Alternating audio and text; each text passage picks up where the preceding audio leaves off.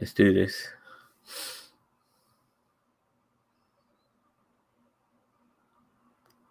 Yep, that's you, mate. You're hosting. Oh, I'm hosting. Okay. I asked you. I told you twice. Oh, I didn't hear you. Good afternoon, I good told you I'm evening, good tired. morning, Can you host it? wherever you are, and welcome to the disorganized podcast of Lower Deck Season 2, Episode 1. I am Cousin Cheeto. I am expendable, and I am joined by my normal co-host, Zam Ransom. Zam, besides, having to tell me four things in a row, how you doing?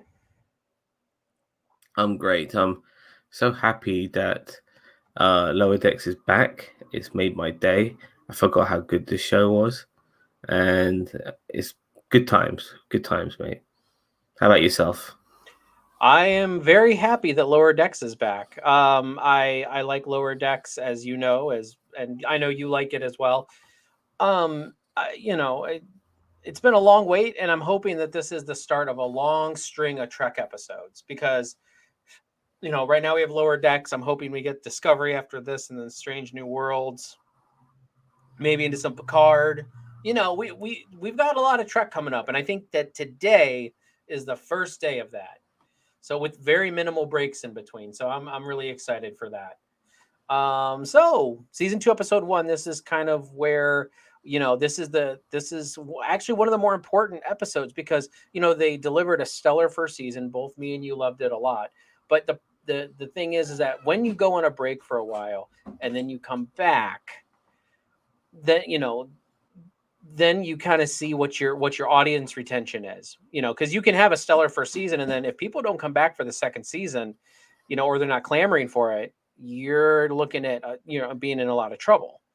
So I don't know. I mean, you were clamoring for this, Zam. I know you were. I was clamoring for it because I've been waiting for Trek to come back. But did it deliver, Zam? Do you feel? Oh, your overall thoughts? What do you think about this? The intro into the second season. I loved it. It reminded me why this has become my favorite Star Trek at this moment in time. Everything about Lower Decks is what I want from Star Trek at this moment in time. I want something which is funny. I want something that is entertaining. Doesn't take itself too seriously. This is it. And at the same time, fundamentally Trek. Something I put in my own personal review. This show still is fundamentally Trek in various ways, and it has those jokes that only Star Trek fans will get. At the same time, it's just funny. It doesn't. It just it it's it's so unique at the same time, and just thinking about it puts a smile on my face. It really does. Good to see you again, Jack. I hope you've been watching Lower Decks, mate. Yeah, I mean, I really think that I love this show.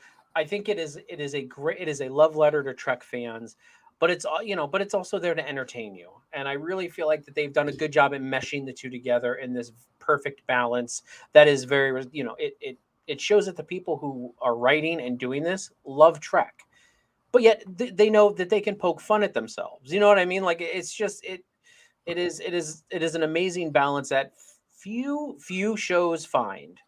Um, so jumping into the episode, Zam, do you have any notes written down or anything? I've only had a chance to watch it once. No, I'm afraid not. I've watched it twice. I'm just trying to go here from memory.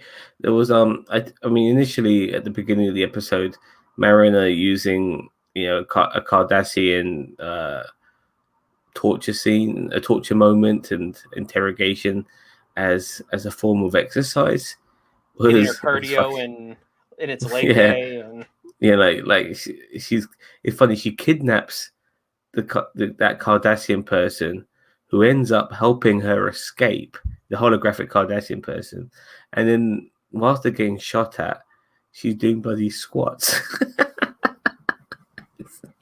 It's just brilliant, and it was weird in a way because it let you know very early on that it is a holodeck, but you don't really pick up on it because Boimler, the holographic version of Boimler, mentions that he's a hologram.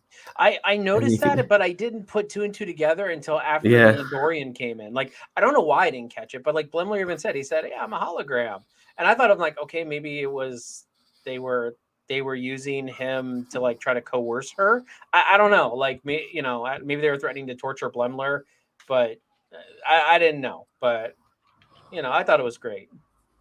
Yeah, likewise. And then after that, when we get that person, that Andorian, as you mentioned, who comes in to ask her a couple of questions, and you can see Baron is pissed. What the fuck are you interrupting me for? And that's what makes me really interested about Mariner. She like just in this episode alone, she's a person who gives a damn but don't gives a damn. He really walks that line so well that you can understand where she's coming from and how she plays a give a shitter and not give a shitter at the same time. It's really well executed, and I liked it. I did like the whole premises of this episode as well, turning Jack Ransom into some deity. What is it with first officers becoming deities and superhuman and stuff like that?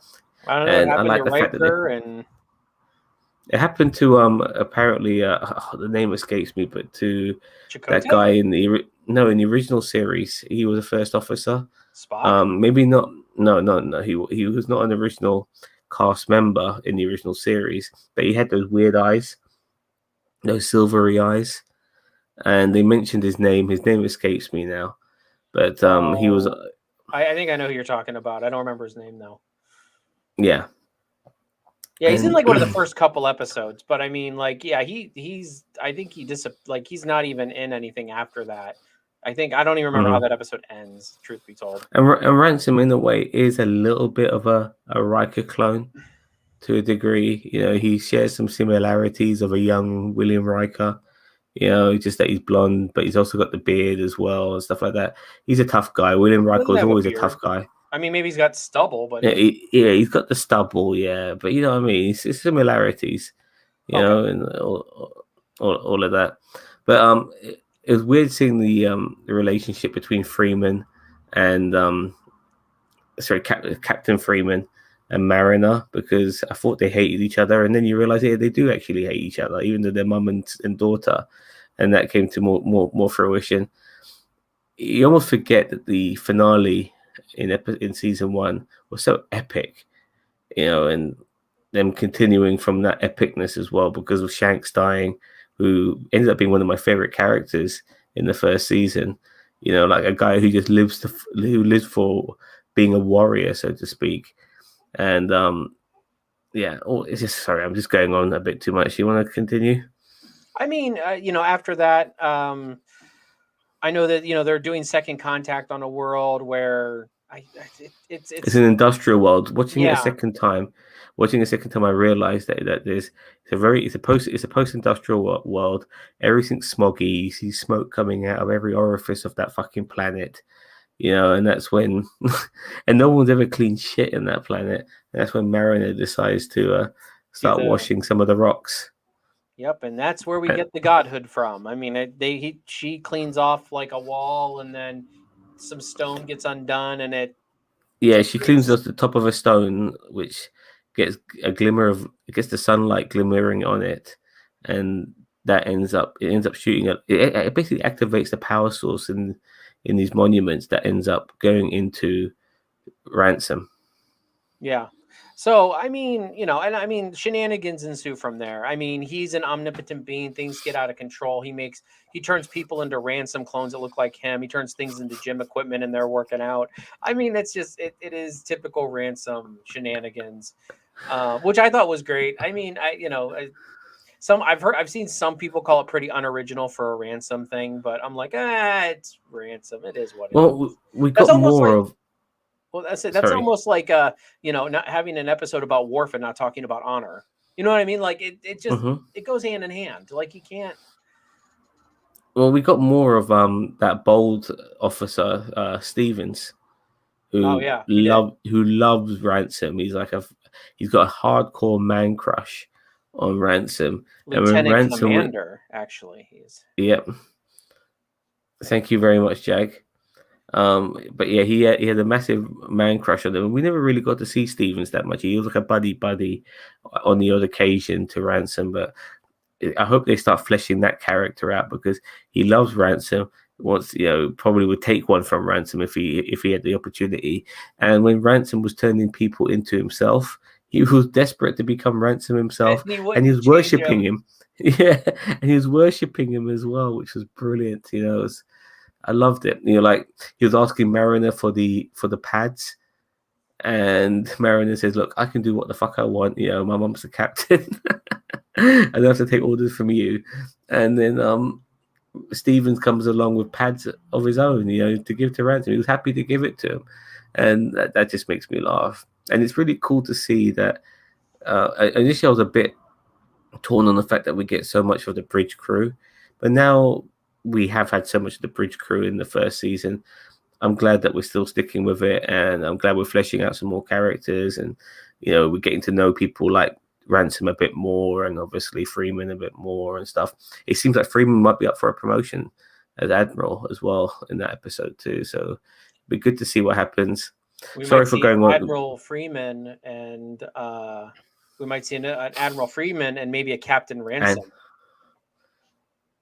And that would probably make Mariner's life hell. But Mariner and Ransom, well, Mariner, I'm not sure about Mariner and Ransom, but Mariner definitely has like a bit of a crush on Ransom. She enjoyed kicking her balls at the end way too much. Yeah, she did. But like there was a little moment like when he became that deity, and she made a joke comment about him in her head, and he was able to read it. It was just so fucking funny, And even the cat doctor was like mentioning that he's got strange energy or strange. Well, that's the name of the episode is Strange Energies or whatever. So yeah.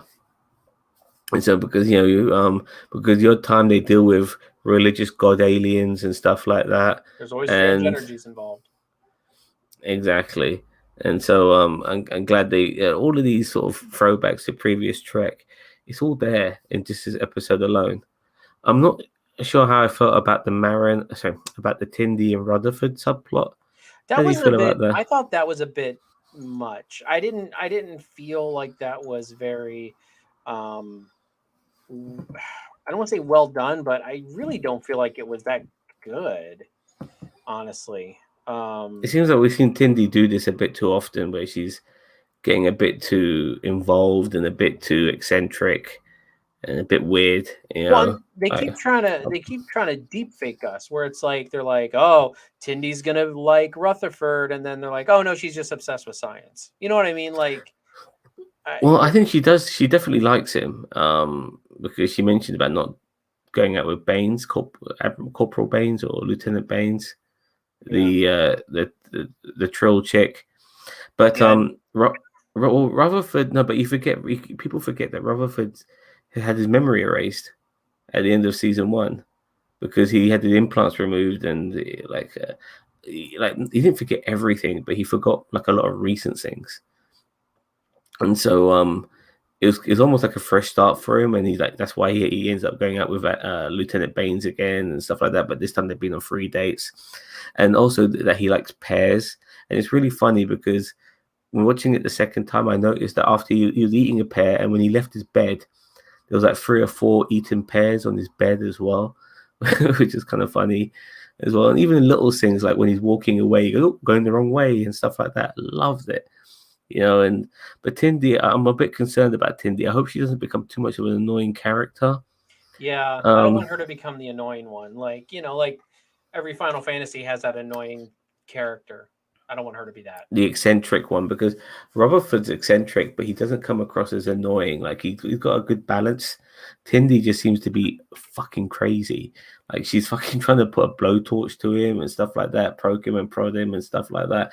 And I know they're doing it for laughs and stuff like that, but it just seems. It seems like they're going overboard with it.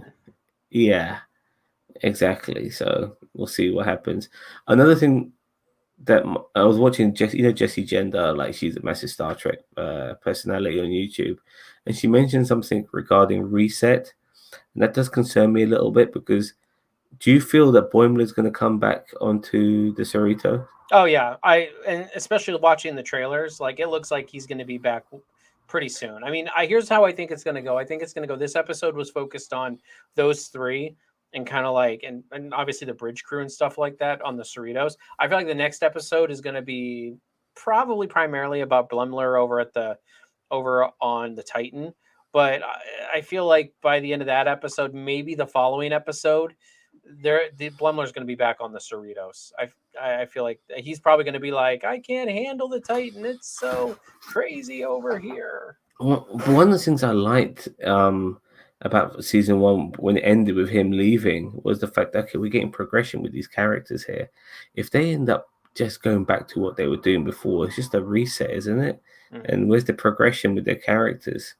Well, and I don't. I mean, if Blumler comes back, that's one thing. But it's like, I mean, he's going to be a lieutenant at that point, so technically he's going to be above Tindy, Rutherford, and well, Mariner, even though she's already been. Yeah, Mariner don't give a fuck who's above her.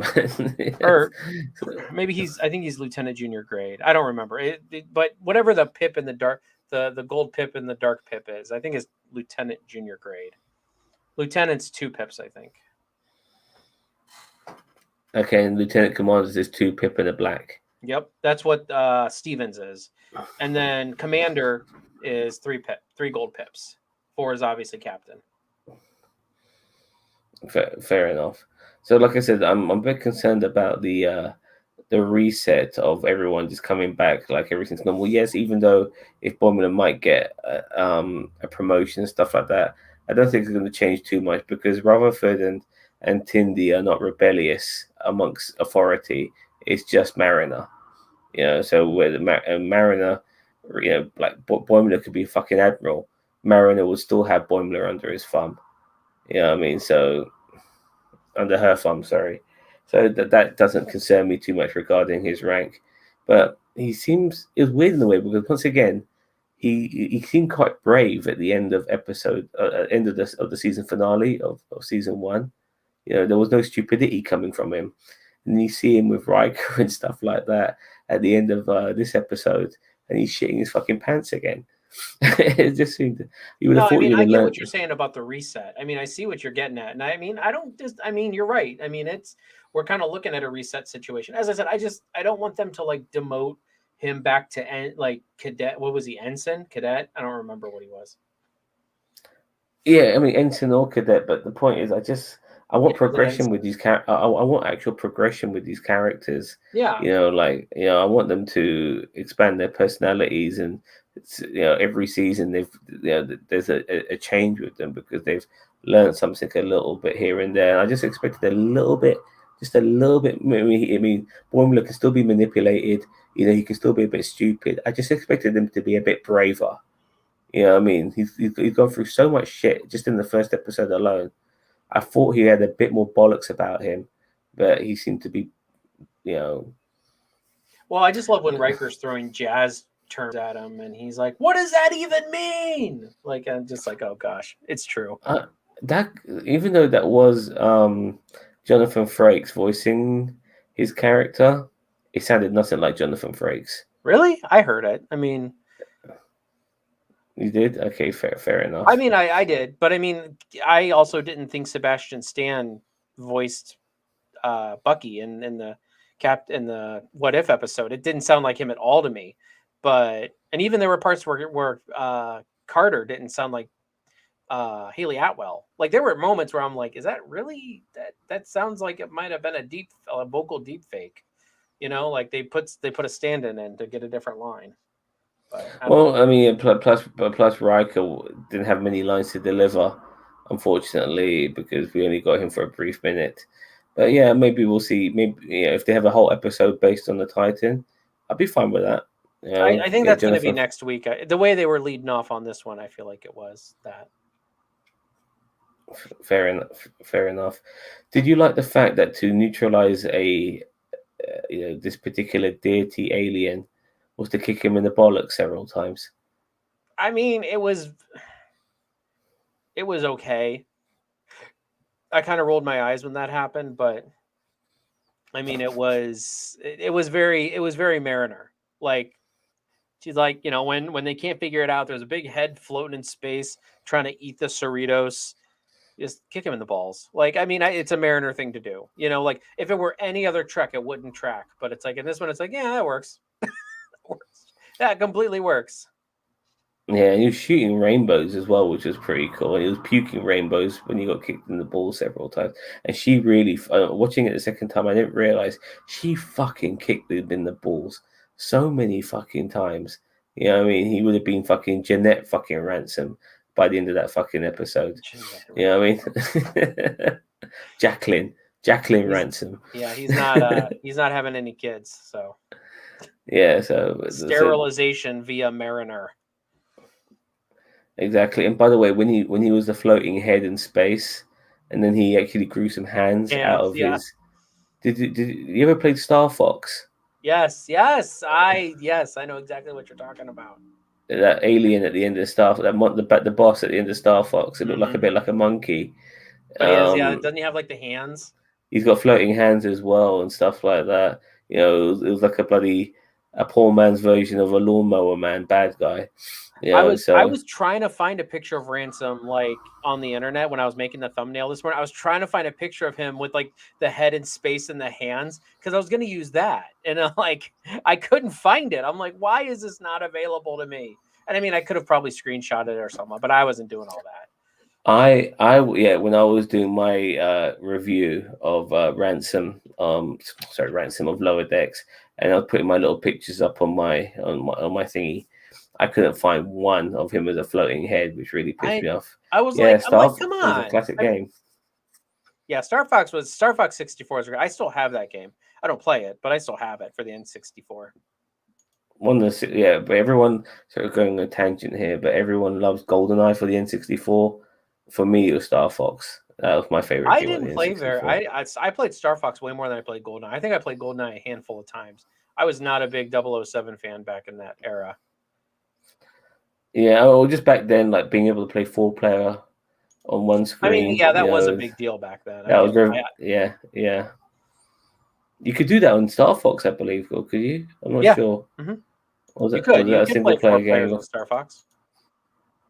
And I remember some of the certain levels, like you had that Independence Day level. Yeah, so cool. That's the one I remember. And I mean, back then that was really cool. Nowadays it's kind of cringy, but like it's like they're ripping off whatever. But yeah, back then that was so many unique things. Like you had that one level where you had to shoot the missile, which was going towards the space station or whatever, and it was a giant missile and stuff like that, and you had to follow it. And it was so good, man. That was such an original game. So many ideas came from that game. It was brilliant. But we're going too much on a tangent here. Well, I mean, maybe that should be one of our tier lists, is like the greatest N64 games. I don't know. I don't know. With those videos get crappy views anyway, but I do those because I like them. I think they're fun. Yeah. So I mean, is there really anything else? Huh? I need to get an emulator so I can play I would love to play Star Fox again. Fucking love that game, man. But I think that's it. I mean, I really don't have any much more to add besides. I mean, what would you give it, Zam, out of 10? Even though I thoroughly enjoyed this episode, I'm not going to give it like super high mark. 7 out of 10 is what I'm going to give it, simply because I thought the subplot with Tindy and stuff kind of dragged it down a little bit. It was good, but it wasn't hilarious. But seeing Jack Ransom as a fucking deity was hilarious. Seeing Mariner doing her Mariner style thing was hilarious. Even little things, like you got to pick up on the little things when you watch these episodes as well. Like, like the doctor was about to put that hypo spray. Is that what it's called? Mm-hmm. She was just about to hit Ransom when he was in deity mode with one of those, and Ransom turned it into an ice cream. Mm-hmm. And she went and licked it. Yeah. Yeah, she licked the ice cream and stuff like that. It's so brilliant. It's those little things I love, but nevertheless, we're back with a bang. I expect more, expect better. I love this show. I love these characters. I really, really like Mariner. There's just something about her I really fucking like. I love her does give a shit attitude, and her mindset when she's handling all these problems is really good. Even at the end when she says goodbye to her mom, and she knows her mom's going to send her to the brig. Loved it. You know what I mean? It's just so well done, so well executed. And then she's in the brig and she's talking to Rutherford and Tindy. They're all sitting down having a chat. I just love this show so fucking much. Where was this show? This show was about 10 years. Not when I say 10 years too late, that's not a disservice to the show because I love watching it now. But I wish it did come out about 10 years ago because I fucking love this show. And yeah, Star Trek needed I something like honestly, this. I feel like this should. No, I disagree with you only because I don't think this show would have done that well on TV. I'm glad that it's here in the streaming era where they have a little bit more freedom to do what they want. Because I feel like if it was on television, it would be a little bit more. It wouldn't be as good as it is. I can already tell that. So I feel like it's You, right where it needs to be. And I get what you're saying. Like you would have loved to have this 10 years ago. When after Enterprise was over or whatever, and or no, 10 years ago was 2011. Jesus Christ, it's been so long. But like I get what you're saying. Like you wanted it or much earlier than this, but I feel like right now is where it needs to be the best that it can be. I think also the fact that it's set during the the TNG, DS9, and Voyager era, which is majority of people's favorite era of Star Trek, is also that what makes it so fucking appealing because we're back there, and I love that era as well. I like the fact that the Titans have got the new uniforms, but the Cerritos hasn't. Which is pretty cool as well. You wonder when they're going to get the new uniforms and stuff like that. They're still doing second contacts and stuff because you have to remember that's what they're supposed to do. So it's going to be interesting seeing them coming across new alien races and stuff like that. Like this alien race we had, they were into numbers. I'm not sure if you noticed that. Mm-hmm. Yeah, which was a bit weird. Their communication code or something like that. We're like, oh, that number's too close to my ex's, and I'm like, oh god. Yeah, exactly, and stuff like that. So there's so much to pick up and stuff on this show, and some stuff can go past you. I mean, which is why I'm glad I watched it twice because by watching it twice, there's so many things I picked up the second time around watching it. But yeah, a 7 out of 10 regardless. I put this show at a very high end. I did like it. I want to give it more, but for some reason I can't. 7 out of 10 is what I'm giving it. 7 out of 10 is where I would put it too. The Rutherford and Tindy thing was a bit rough at some points. So there were points where I was like, okay, let's move on from this. I'm not feeling this, whether they're going for a romance or just a friendship or whatever. I'm not feeling that. Like, just I don't want there to be like a romance there. I want these four to just be really good friends and not deal with any romantic entanglements or any, like they can deal with romantic entanglements outside of their four, but I don't want them to start intermingling. Like I don't want that at all. And I don't even feel like it would be a good mix anyway. But yeah, but like if for instance, during their subplot, I mean, you had Jack's head floating in space. They could clearly see it through the fucking windows, but they were just ignoring it because they were too busy dealing with each other. Tindy and Rutherford, which I found very bizarre and stuff like that. But yeah, 7 out of 10 is what I'm giving it, and I can't wait for the next episode. Me neither. Next week we're on it. Now, next week we're probably going to be on the Titan. Well, yeah, tomorrow there's a whole bunch of shit we need to do. Well, we're going to talk Titans episode. You've already done your quick review for TikTok. By the way, if you have a TikTok and you haven't followed us, Zam does a lot of like quick reviews and stuff on like less than 3-minute reviews on shows and stuff on TikTok. So definitely go over there and let me post it. Follow or subscribe or what do you do over there? I don't remember. You can follow. Zam's becoming a TikTok champion. I'll tell you what, he's getting some gangbusters over there. Yeah, I'm getting more views on TikTok than I am on fucking YouTube. Yeah. And I always tell people to subscribe to our fucking YouTube whenever we get a chance. But yeah, that's the TikTok right there.